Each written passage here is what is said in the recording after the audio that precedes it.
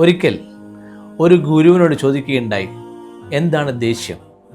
സത്യം പറഞ്ഞാൽ നമ്മൾ ഓരോരുത്തരും നമ്മുടെ ഉള്ളിൽ പലപ്പോഴും ദേഷ്യം പിടിച്ച ശേഷം നാം ചിന്തിക്കുന്ന ഒരു സാധാരണ കാര്യമാണ്, എന്താണ് ദേഷ്യം?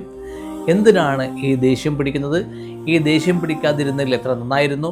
എന്തുകൊണ്ടെന്നാൽ എനിക്ക് ദേഷ്യം പിടിക്കുമ്പോഴും അതുപോലെ എൻ്റെ ജീവിതത്തിൽ മറ്റാരെങ്കിലും എന്നോട് ദേഷ്യം പിടിക്കുമ്പോഴും എന്നോടല്ലാതെ മറ്റാരോടെങ്കിലും ദേഷ്യം പിടിക്കുന്ന കാഴ്ച കാണുമ്പോഴും നമ്മൾക്കൊന്നും അത് ഇഷ്ടമല്ല.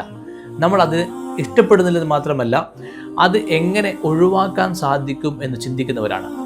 അപ്പോൾ എന്താണ് ദേഷ്യമെന്ന ചോദ്യത്തിന് നമ്മൾ കൃത്യമായി നിരീക്ഷിക്കുകയാണെങ്കിൽ എനിക്കിഷ്ടമില്ലാത്ത ഒട്ടേറെ കാഴ്ചകൾ ഞാൻ കണ്ടുകൊണ്ടിരിക്കുന്നുണ്ട്. പലരുടെയും പെരുമാറ്റം, പലരുടെയും പ്രതികരണം, പല രീതിയിലുള്ള പ്രവർത്തനങ്ങൾ, അങ്ങനെ ഓരോ മനുഷ്യന്മാരും അവരുടെ ജീവിതത്തിൽ ചെയ്തുകൊണ്ടിരിക്കുന്ന ഒട്ടേറെ കാര്യങ്ങൾ എനിക്കിഷ്ടപ്പെടാതിരിക്കുമ്പോൾ, അല്ലെങ്കിൽ മറ്റാരോ ചെയ്യുന്ന തെറ്റുകൾ, കുറ്റങ്ങൾ കാണുമ്പോൾ അതിഷ്ടപ്പെടാതിരിക്കുമ്പോൾ എന്നിൽ ഉടലെടുക്കുന്ന ഒരു വികാരമാണ് ദേഷ്യം. സത്യത്തിൽ ഞാൻ ദേഷ്യം പിടിക്കുമ്പോൾ ഞാനാണ് അസ്വസ്ഥപ്പെടുന്നത്, മറ്റാരുമല്ല. ഒരുപക്ഷെ മറ്റാരോ ചെയ്ത തെറ്റിൻ്റെ ശിക്ഷ ഞാൻ സ്വയം ഏറ്റുവാങ്ങലാണ് ദേഷ്യമെന്ന് ഗുരു മറുപടി പറയുമ്പോൾ, വാസ്തവത്തിൽ നമ്മൾ ചിന്തിക്കേണ്ട കാര്യം, ദേഷ്യം പിടിക്കുന്നതിലൂടെ ഞാൻ എന്ത് നേടുന്നു? ഞാൻ എന്നെ തന്നെ ശിക്ഷിക്കുകയാണ്. ആ ശിക്ഷയ്ക്ക് കുറ്റം ചെയ്തത് ഞാനല്ല, മറ്റാരോ ആണ്.